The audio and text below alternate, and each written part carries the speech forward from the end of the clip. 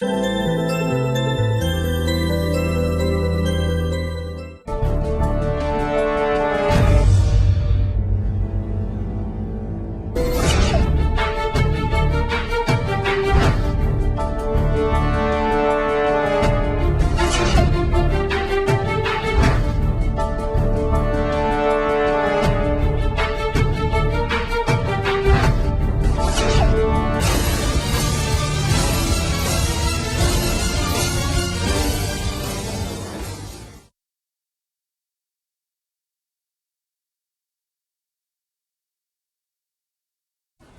രാഷ്ട്രത്തിൻ്റെ പുരോഗതിക്ക് നിയമങ്ങൾ ആവശ്യമാണ്. നിയമങ്ങൾ നമുക്ക് വേണ്ടിയാണ്, അത് പാലിച്ചേ മതിയാവും. എന്നാലും അത്യാവശ്യം ഒരു പൗരൻ അറിഞ്ഞിരിക്കേണ്ട നിയമങ്ങളുണ്ട്. അതെന്തൊക്കെയാണ് എന്ന് മനസ്സിലാക്കി തരുവാൻ വേണ്ടി ഞങ്ങൾ ഒരു പുതിയ പരമ്പര ആരംഭിക്കുകയാണ്, ന്യായവിധി.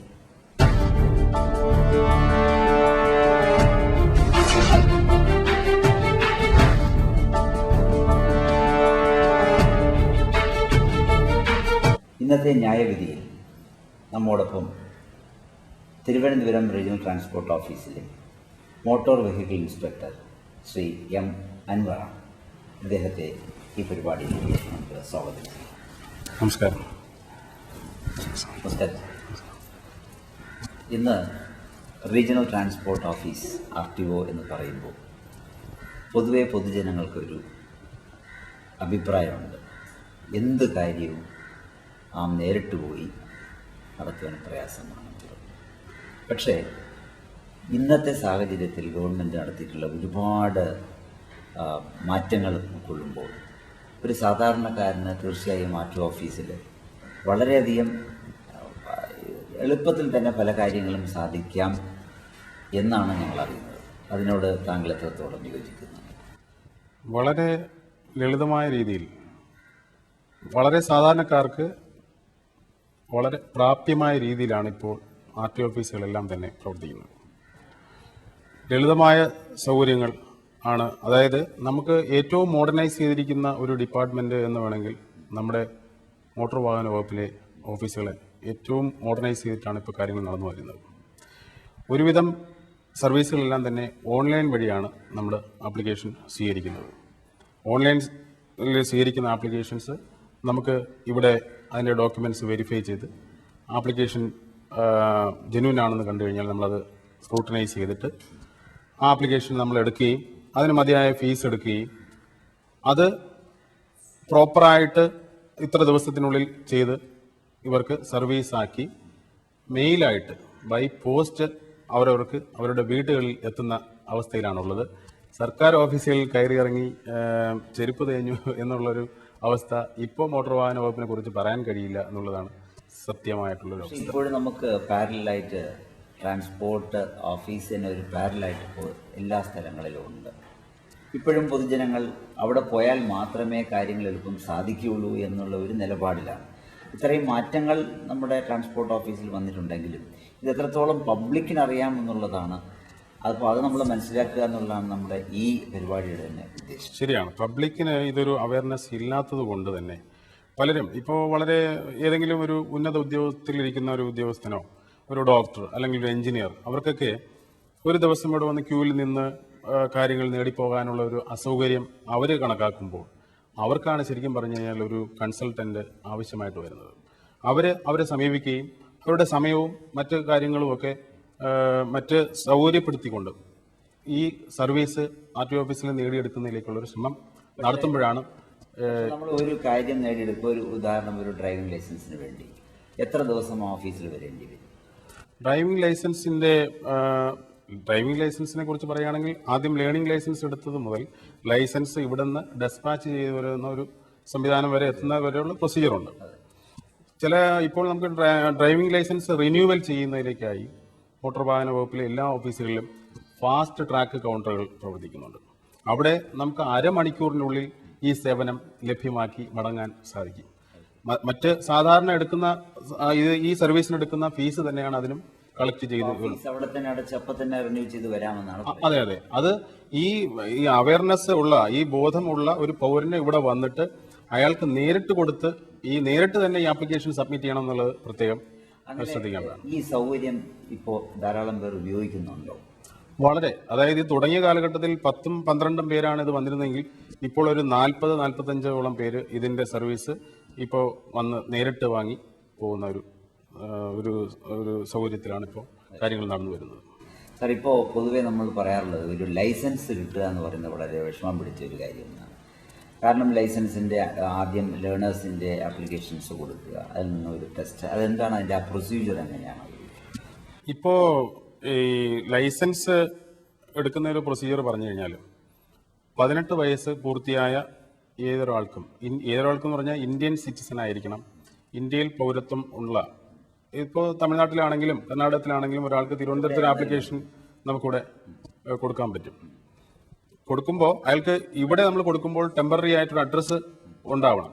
അതിപ്പോൾ ഒരു ജോലിക്ക് വരുന്ന ഒരാൾക്ക് ഇവിടെ ഏതെങ്കിലും ഡ്രൈവിംഗ് സ്കൂളിനോ വർക്ക് ചെയ്യുന്ന സ്ഥാപനത്തിൽ നിന്നുള്ള ഇതാണെങ്കിൽ അതും മതിയാവും. ഇല്ലെങ്കിൽ ഡ്രൈവിംഗ് സ്കൂളിലെ അഡ്രസ്സ് ടെമ്പററി ആയിട്ട്, ഇപ്പോൾ ഒരു ഒറീസക്കാരൻ ഇവിടെ വന്നിട്ട് ഇവിടെ നിൽക്കുന്നു, അയാൾക്ക് പെർമനന്റ് ആയിട്ട് ഒരു അഡ്രസ്സ് അവിടെ വേണം. പക്ഷെ ഇവിടെ വരുമ്പോഴത്തേക്കും അയാൾ നിയർ ബൈ ആയിട്ടുള്ളൊരു ഡ്രൈവിംഗ് സ്കൂളിൽ വന്ന് പഠിക്കുന്നതായിട്ടും അതും ഫോം 14 എന്ന് പറഞ്ഞിട്ടുള്ളൊരു ഇത് ആപ്ലിക്കേഷൻ സ്വീകരിച്ചിട്ട് സ്കൂളിൽ വന്ന് പഠിച്ചേ മതിയാകുന്നുണ്ടോ? ഇല്ല, അങ്ങനെയില്ല. ഡ്രൈവിംഗ് അറിയാവുന്ന അതെ. അല്ല, അത് ഞാൻ അതർ സ്റ്റേറ്റിൽ നിന്ന് വരുന്ന ഒരാളുടെ കാര്യം പറഞ്ഞാണ്. ശരിക്കും പറഞ്ഞു കഴിഞ്ഞാൽ നമ്മുടെ ഏത് ജൂറിസ്ഡിക്ഷനിലാണോ അയാളുടെ അഡ്രസ് പ്രൂഫ് നിലവിലുള്ളത് ആ ജൂറിസ്ഡിക്ഷനിലുള്ള RTO ഓഫീസിലാണ് ഇത് സമീപിച്ച് ഇത് കൈകാര്യം ചെയ്യേണ്ടത്. അല്ല, സാറ് പറഞ്ഞല്ലോ 18 വയസ്സ് പൂർത്തിയായ, പക്ഷെ 18 വയസ്സിന് താഴെയുള്ള ധാരാളം കുട്ടികൾക്ക് ലൈസൻസ് കൊടുക്കുന്നത്, അതിന്റെ നിയമം എങ്ങനെയാണ്? 16 വയസ്സ് കഴിഞ്ഞ ഒരാൾക്ക് motor cycle up to 50cc എന്ന് പറഞ്ഞൊരു ക്ലാസ് ഉണ്ട്. 50cc വെഹിക്കിൾ ഒന്നും ഇല്ല.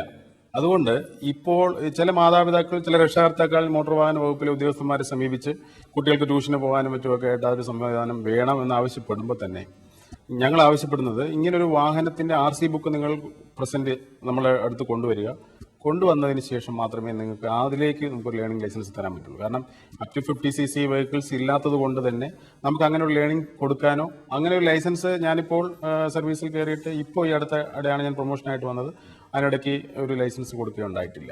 കാരണം അങ്ങനെ ഒരു വാഹനം പ്രൊഡ്യൂസ് ചെയ്യാൻ അവർക്ക് കഴിഞ്ഞിട്ടില്ല. അപ്പോൾ എന്തായിരുന്നാലും 16 വയസ്സ് പൂർത്തിയായി കഴിഞ്ഞിരുന്നാൽ തീർച്ചയായിട്ടും ഒരു ലൈസൻസ് എടുക്കുവാനുള്ള യോഗ്യത അയാൾക്ക് ഉണ്ടായിരിക്കും. പക്ഷെ അത് രക്ഷകർത്താക്കളുടെ കൂടെ സമ്മതത്തോടു കൂടെ മാത്രമാണ് ഈ ലേണിംഗ് ലൈസൻസ് തന്നെ കൊടുക്കുന്നത്. പക്ഷേ നമുക്ക് കാണാം നമ്മുടെ റോഡിൽ അവർക്ക് താങ്ങാൻ പറ്റാത്ത ചില വാഹനങ്ങളാണ് ഈ 16-18 വയസ്സിനുള്ള ആൾക്കാർ കൊണ്ടുപോകുന്നത്. അത് സാർ ശ്രദ്ധിച്ചിട്ടുണ്ടോ? തീർച്ചയായിട്ടും. കാരണം ഇതിനകത്ത് ഒരു മോട്ടോർ സൈക്കിൾ എന്ന് പറയുന്നത് നമ്മൾ നിരത്തിൽ ഇറക്കുന്നത് അതിന് ഒരുപാട് കടമ്പകൾ കടന്നാണ് വരുന്നത്. ARAയുടെ അപ്രൂവൽ കിട്ടിയ ഒരു പ്രോട്ടോടൈപ്പുള്ള ഒരു വാഹനമാണ് നമുക്ക് മോട്ടോർ സൈക്കിൾ ഇന്ന ക്ലാസ്സിലെ അല്ലെങ്കിൽ ഇന്ന കമ്പനിയുടെ അല്ലെങ്കിൽ ഇന്ന മേക്കിലൊരു വാഹനം എന്ന് നമുക്ക് രജിസ്റ്റർ ചെയ്യാൻ കഴിയുന്നത്. ഇപ്പോൾ അത് സംഭവിച്ചുകൊണ്ടിരിക്കുന്നത്, നമ്മൾ ഏതെങ്കിലും ഒരു വാഹനം എടുത്തു കഴിഞ്ഞാൽ ഈ ടീനേജേഴ്സ് ഇതിനെ എടുത്ത് അതിന് ഒരു വലിയ വീൽ ഘടിപ്പിക്കുക, അതിന്റെ rear view mirror, safety measures ഒക്കെ എടുത്ത് ഘടിപ്പിക്കുവാനുള്ള അനുവാദമുണ്ടോ? ഇല്ല, തീർച്ചയായിട്ടും ഇല്ല. ഈ ഓൾട്ടറേഷൻ ഒന്നും അനുവദനീയമായിട്ടുള്ള ഒരു സംഗതിയല്ല. ഇതിന് സംഭവിക്കുന്നത് വാഹനങ്ങളിൽ ഓൾട്ടറേഷൻസ് പാടില്ല. ഇപ്പൊ നമ്മുടെ റോഡിൽ കൂടി കാറില് വീലിന്റെ സൈസ് ഒക്കെ വലുതാക്കിയിട്ട് റോഡിൽ നിന്നും വഡ്ഗാളിൽ നിന്നും മാറി നിൽക്കുന്ന രീതിയിൽ വീലുകൾ ഘടിപ്പിച്ചിട്ടുണ്ട്. അതൊക്കെ അനുവദനീയമാണ്? ഒരിക്കലുമല്ല. ഇതിനകത്ത് പിടിപ്പിച്ചിരിക്കുന്ന വീലിന്റെ സൈസ് ഉൾപ്പെടെയുള്ള കാര്യങ്ങൾ RC ബുക്കിൽ നോട്ട് ചെയ്തിട്ടുണ്ട്. അതിന്റെ വലിപ്പവും അതിനകത്ത് വരുന്ന പ്ലൈ റേറ്റിംഗും എല്ലാം തന്നെ അതിനകത്ത് രേഖപ്പെടുത്തിയിട്ടുള്ളത്. പബ്ലിക്കിന് നമ്മൾ പറഞ്ഞു കൊടുത്തിട്ടില്ലല്ലോ. പബ്ലിക്കിന് അതെ പോകുമ്പോൾ നമുക്ക് ഈ പറഞ്ഞതുപോലെ ശ്രദ്ധിക്കാറുണ്ട്. നമ്മൾ ചെക്കിങ്ങിനിടയിൽപ്പെടുന്ന വാഹനങ്ങളെ പറഞ്ഞ് അവർക്ക് മനസ്സിലാക്കി കൊടുക്കാറുണ്ട്. സാർ, ഇതിനകത്ത് വരുന്ന വേറൊരു സംഭവം എന്ന് പറഞ്ഞു കഴിഞ്ഞാൽ നമ്മൾ ഈ മോട്ടോർ സൈക്കിളായാലും മറ്റേതെങ്കിലും വാഹനങ്ങളായാലും ഇതിന്റെ ഈ പ്രോട്ടോടൈപ്പിൽ ഇതിന്റെ സെന്റർ ഓഫ് ഗ്രാവിറ്റി കണക്കാക്കിയിട്ടാണ് അതിന്റെ സേഫ്റ്റി മെഷേഴ്സ് ഒക്കെ നമ്മൾ അതിനകത്ത് ചെയ്തിരിക്കുന്നത്. ഇതിനകത്ത് മതിയായിട്ടല്ലാത്ത രീതിയിലുള്ള, അതായത് ഏതെങ്കിലും ഇതിന്റെ സെന്റർ ഓഫ് ഗ്രാവിറ്റിയെ ബാധിക്കുന്ന തരത്തിലുള്ള ഒരു ഓൾട്ടറേഷൻ വരുത്തി കഴിഞ്ഞാൽ ഇത് ഓൺ ദ റോഡിൽ എന്തെങ്കിലും ഒരു അപകടത്തിൽപ്പെട്ട് കഴിഞ്ഞാൽ ഇതിന്റെ ടോപ്പ് ചെയ്യുന്നതും മറ്റു ഇതുമൊക്കെ അപകടത്തിന്റെ കാഠിന്യം, തീവ്രത കൂടുകയും ഈ ഫേറ്റൽ ആക്സിഡൻസ് ഉണ്ടാവാനുള്ള സാധ്യതകളാണ് ഇതിനകത്തുള്ളത്. അത്തരം കാര്യങ്ങൾ പ്രത്യേകിച്ച് കുട്ടികൾക്ക് എടുത്തു കൊടുക്കുമ്പോൾ ശ്രദ്ധിക്കേണ്ടത് രക്ഷകർത്താക്കൾ. രക്ഷകർത്താക്കളാണ് ശരിക്കും അവെയർ ആവേണ്ടത്, ശരിക്കും രക്ഷകർത്താക്കളാണ്. പക്ഷെ കുട്ടികൾ ആവശ്യപ്പെടുന്നുണ്ടെങ്കിലും അത് നമ്മൾ അതിൻ്റെ കാര്യങ്ങൾ മനസ്സിലാക്കി രക്ഷകർത്താക്കൾ അതനുസരിച്ചുള്ള വാഹനം കൊടുക്കുക എന്നതായിരിക്കും നല്ല ഒരു യുക്തി. ശരിയായി 18 വയസ്സ് കഴിയാതെ ഒരാൾക്കും ഈ വണ്ടി എടുത്തു കൊടുക്കരുത് എന്നുള്ളത് തന്നെയാണ് എൻ്റെ അഭിപ്രായം. ഞാൻ നമ്മുടെ വടക്കൻ കേരളത്തിലെ പല ജില്ലകളിലും പോകുമ്പോഴത്തേക്കും അവിടുത്തെ കുട്ടികളെല്ലാം 8ഉം 9ഉം ക്ലാസ്സിലെ കുട്ടികൾ ഈ ഇതുപോലുള്ള ആൾട്ടർ ചെയ്ത വാഹനങ്ങൾ മൊബൈൽ ഫോൺ ഉപയോഗിച്ചൊക്കെ പോകുന്ന ഒരു സംവിധാനമുള്ളത്. ഇതിന് ഉത്തരവാദി എന്ന് പറയുന്നത് രക്ഷകർത്താക്കൾ തന്നെയാണ്. പക്ഷേ ഇവരെ സംരക്ഷിക്കാനോ സൂക്ഷിക്കാനോ ചിലപ്പോൾ ഇയാളുടെ അച്ഛനോ അമ്മയോ ഇവിടെ ഉണ്ടായെന്ന് വരില്ല. ചിലപ്പോൾ അവരൊക്കെ വിദേശത്തായിരിക്കും. അവർക്കുള്ള സാമ്പത്തിക മറ്റ് കാര്യങ്ങളൊക്കെ ഇവിടെ ലഭ്യമാക്കി കൊടുത്തുകൊണ്ട് ഇവരിങ്ങനെ വിടുന്ന ഒരവസ്ഥ വന്നു കഴിഞ്ഞാൽ നമ്മുടെ കുട്ടികൾ പക്ഷെ ഇതൊന്നും കർശനമാക്കുവാനായിട്ട് മോട്ടോർ വെഹിക്കിൾസിന് സാധിച്ചിട്ടില്ല എന്ന് തോന്നുന്നത്. അതിന് നമുക്ക് ഈ പറഞ്ഞ പോലെ എല്ലാ കള്ളന്മാരെയും പോലീസിൽ പിടിക്കാൻ പറ്റില്ല എന്ന് പറഞ്ഞതുപോലെ എല്ലാ ഈ മോട്ടോർ വെഹിക്കിൾ ഒഫൻഡേഴ്സിനെയും പിടിച്ച് നമുക്ക് ശിക്ഷിക്കാനുള്ള മതിയായ ഒരു സ്റ്റാഫ് സ്ട്രെങ്ത് നമ്മുടെ ഇൻസ്പെക്ടേഴ്സും ഒക്കെ അളവിൽ വളരെ കുറവായിട്ടാണുള്ളത്. നമുക്കല്ലാതെ തന്നെ ഒരുപാട് സർവീസുകൾ ചെയ്യേണ്ടതായിട്ടുണ്ട്. ഈ ചെക്കിംഗ് അല്ലാതെ തന്നെ നമ്മൾ തന്നെയാണ് വണ്ടികളുടെ രജിസ്ട്രേഷനും ലൈസൻസ് കൊടുക്കുന്നതും പിന്നെ വണ്ടിയുടെ ഫിറ്റ്നസ് സർട്ടിഫിക്കറ്റ് നൽകുന്നതും പെർമിറ്റ് കൊടുക്കുന്നതും ഇതെല്ലാത്തിലും നമ്മൾ ഫുള്ളി എൻഗേജ്ഡ് ആയതുകൊണ്ട് കുറഞ്ഞ സമയം മാത്രമാണ് ഈ ടാക്സേഷൻ വർക്കും കഴിഞ്ഞിട്ട് നമ്മൾ ഇതിനു വേണ്ടി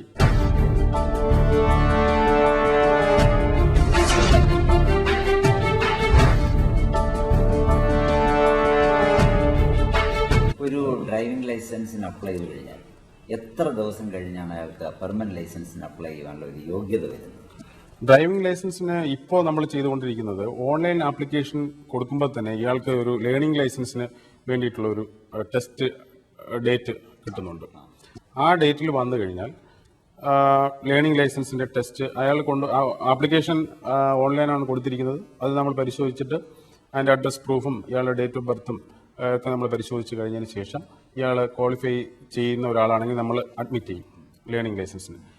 അത് അഡ്മിറ്റ് ചെയ്ത് കഴിഞ്ഞു വയസ്സൊക്കെ നോക്കിയിട്ട് അയാൾ ഇതുണ്ട് ഇയാൾക്ക് ഫിസിക്കൽ ഡിസബിലിറ്റി വല്ലതും ഉണ്ടോ, ഫിസിക്കൽ ഡിസബിലിറ്റി എന്ന് പറയുമ്പോൾ കണ്ണാടി വെക്കുന്നതിനും അതിന് തടസ്സമില്ല. കണ്ണാടി വെച്ചിട്ട് നമുക്ക് ഈ 6x6 എന്ന് പറയുന്ന സ്കാനിൽ കറക്റ്റ് ചെയ്ത് കഴിഞ്ഞാൽ നോർമൽ വിഷൻ കറക്റ്റ് ചെയ്യാനുള്ള ഒരു കണ്ണടയുടെ സഹായം അതിനകത്ത് ഉപയോഗിക്കുന്നുണ്ടെങ്കിൽ പ്രശ്നമില്ല. അപ്പൊ അത് അതിനകത്ത് സർട്ടിഫിക്കറ്റിനകത്ത് ഉണ്ടാവും. ഫിസിക്കൽ ഡിസബിലിറ്റി എന്ന് പറയുമ്പോൾ ഈ എത്ര വയസ്സ് വരെ നമുക്കൊരു ലൈസൻസിന് അപ്ലൈ ചെയ്യാം? മാക്സിമം അപ്പർ ലിമിറ്റ് ഇല്ല. അപ്പോൾ ഒരു 70-75 വയസ്സായവർക്കും ആപ്ലിക്കേഷൻ കൊടുക്കാം. കാരണം അവരുടെ ഒരു പെർഫോമൻസ് ലെവലും ഈ ഒരു കോമ്പറ്റൻസ് ടെസ്റ്റ് ഒക്കെ നടത്തുന്നതും ഒക്കെ കുറച്ച് ഇതാണെങ്കിൽ പോലും അവരും ഈ ടെസ്റ്റ് പാസ്സായിരിക്കണം എന്നുള്ളതാണ്. തീർച്ചയായിട്ടും ഈ ലേണേഴ്സ് ലൈസൻസ് എല്ലാവരും പാസ്സായിട്ട് എന്തൊക്കെ ചോദ്യങ്ങളാണ് ഉൾപ്പെടുത്തിയിരിക്കുന്നത്? സാധാരണ motor vehicle rules and regulations ഉൾപ്പെടുത്തിയിട്ടുണ്ട്, സിഗ്നൽസിന്റെ കാര്യങ്ങൾ ഉൾപ്പെടുത്തിയിട്ടുണ്ട്, സേഫ്റ്റിയുടെ കാര്യങ്ങൾ ഇതിനകത്ത് ഉൾപ്പെടുത്തിയിട്ടുണ്ട്, റോഡ് സയൻസ് ഉൾപ്പെടുത്തിയിട്ടുണ്ട്.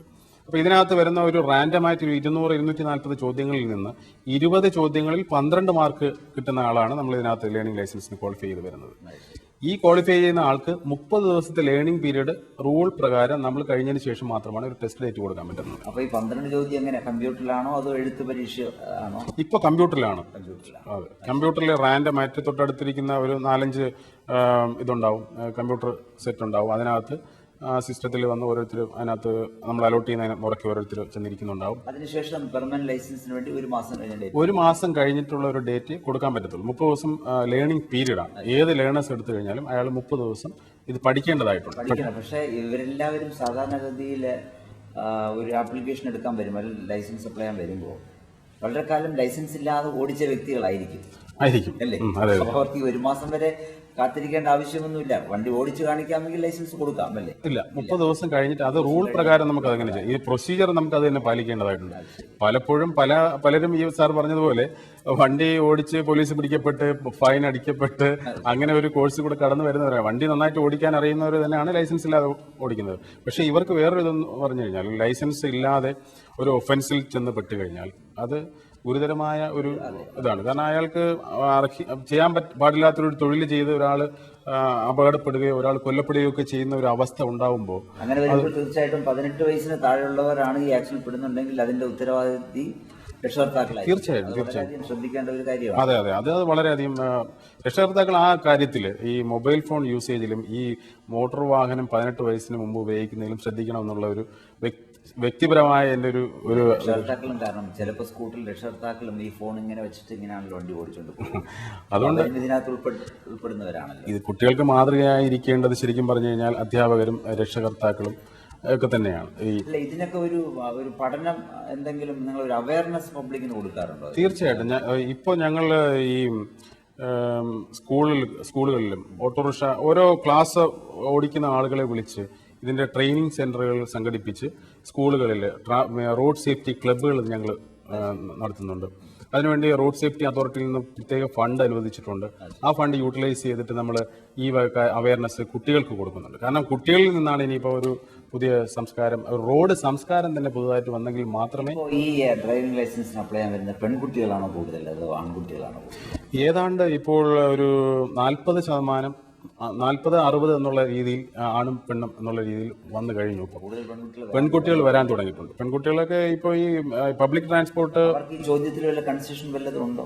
ഒരിക്കലുമില്ല. ഇതെല്ലാം ഇങ്ങനെ റാൻഡം ചോദ്യങ്ങളായിട്ട് തന്നെ വരുന്നതാണ്. അതിനകത്ത് വേറെ ടെസ്റ്റ് 30 ദിവസം കഴിഞ്ഞ് ഒരു ടെസ്റ്റിന് ഒരു ഡേറ്റ് കൊടുക്കുന്നു എന്ന് പറയും. അതെ. ഇന്നും പണ്ട് മുതൽ, ഇപ്പോൾ എൻ്റെ കാലം മുതൽ ഇന്ന് വരെയും ഒരു സ്കൂട്ടർ ലൈസൻസ് കിട്ടണമെങ്കിൽ 8 എന്ന് പറയുന്ന ഒരു രീതിയിൽ വണ്ടി ഓടിക്കുക എന്നുള്ളതാണ്. എന്താണ് അതിൻ്റെ പിന്നിലുള്ള ഒരു രഹസ്യം? 8 തന്നെ എടുക്കണം എന്ന് പറയും. മര്യാദയ്ക്ക് ഓടിച്ച് കാണിച്ചാൽ പോരെ? 8, അതായത് ഈ 2 സർക്കിളുകൾക്കിടയിൽ കൂടെ ഈ 8 ഇങ്ങനെ എടുക്കുന്ന സമയത്ത് ഇയാളുടെ ഒരു ബാലൻസ് ആണ് നമ്മളവിടെ ഒരു ഇത്. നമുക്ക് എന്തെങ്കിലും ഒരു മാനദണ്ഡം ഇതിനകത്ത് കൊണ്ടുവന്ന ഒരു പ്രൊഫഷൻസി നടത്തിയെങ്കിൽ മാത്രമേ നമുക്ക് നടത്താൻ പറ്റൂ.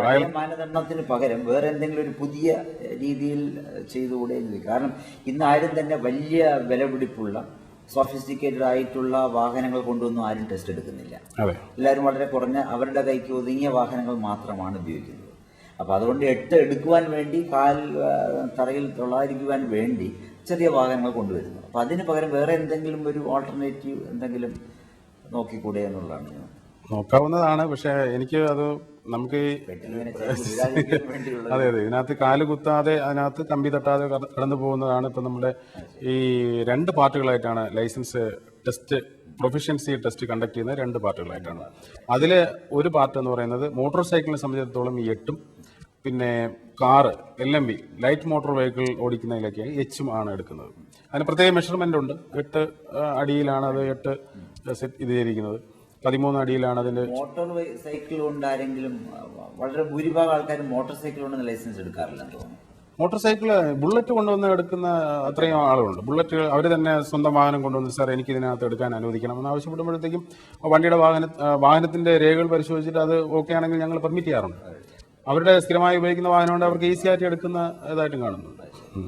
അപ്പോൾ അങ്ങനെ ഈ 8 എടുത്താൽ മാത്രമേ, എത്ര തവണ ഇങ്ങനെ തോൽപ്പിക്കും? അങ്ങനെ മനഃപൂർവ്വം തോൽപ്പിക്കുമോ അതോ? അല്ലല്ല, തോൽപ്പിക്കുക അല്ല, തോറ്റു പോകുന്നതാണ്.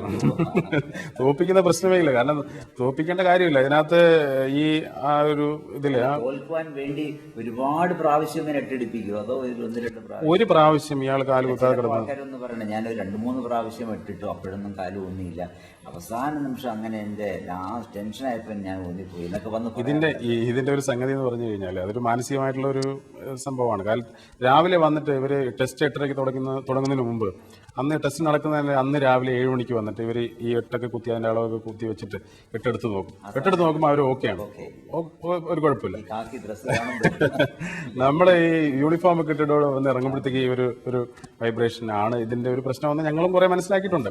അതുകൊണ്ട് തന്നെ ഞങ്ങൾ അങ്ങനെ ഒരു ഒന്ന് അവരുടെ അടുത്തൊന്ന് പരിചയപ്പെടുക, എവിടെ താമസിക്കുന്നു, എങ്ങനെ ഇതൊക്കെ ഒന്ന് സംസാരിക്കുമ്പോൾ അവരുടെ ടെൻഷൻ കുറയും. അങ്ങനെയും ഞങ്ങൾ ചെയ്യാറുണ്ട്. വെറുതെ ഒരാള് ഇത് ആക്കേണ്ട കാര്യം.